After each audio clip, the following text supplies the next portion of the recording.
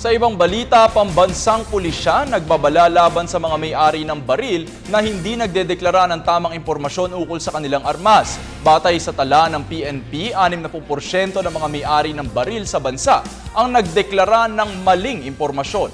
Ang detalye mula sa report ni Alvin Baltazar. Nagbabala ang PNP Firearms and Explosives Office sa mga gun owners na hindi nagdedeklara ng tamang impormasyon sa pinila panamakitong information data sheet na nasa record ng PNP FEO.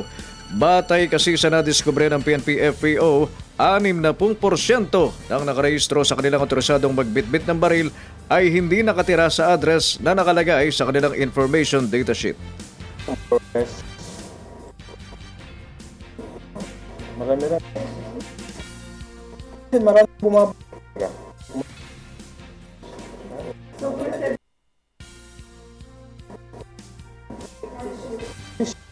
When they file their application, they should file it factually. Huwag yung mga fake addresses o fake contact numbers. Dahil kayo din ang madadali. Batay sa record ng PNP, umaabot sa 1,697,450 mayroong mga registered gun owners sa buong bansa na kung saan 595,272 dito ang tinatawag na juridical o mga armas na galing sa mga security agency, issue ng gobyerno at para sa mga foreign diplomat. Sa kabilang dakoy nasa 597,707 ang nasa record ng FEO ng mga loose firearms na target na maisalagal sa pamamagitan ng muling ikinakasang gun amnesty. Now finalizing the paper for that amnesty.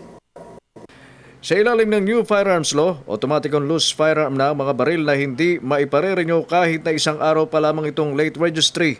Kaya payo ng PNP sa mga gun owners, huwag nang hintayin ang expiry date ng kanilang rehistro kung ayaw makasuhan ng paglabag sa Republic Act 10951 o ang Comprehensive Law on Firearms and Ammunition and providing penalties for violation.